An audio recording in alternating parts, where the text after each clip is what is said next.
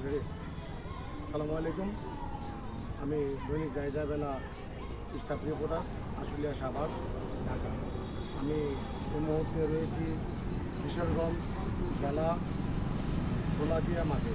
আমরা এখন শোলাকিয়ার মাঠের পরিস্থিতি জানার জন্য আমরা এখানে চলে আসছি। আসলে এখানে শোলাকিয়া মাঠ কতদিন যাবত শুরু হয়েছে এবং এখানে শোলাকিয়া মাঠে কোন কোন জেলা থেকে লোকজন আসে।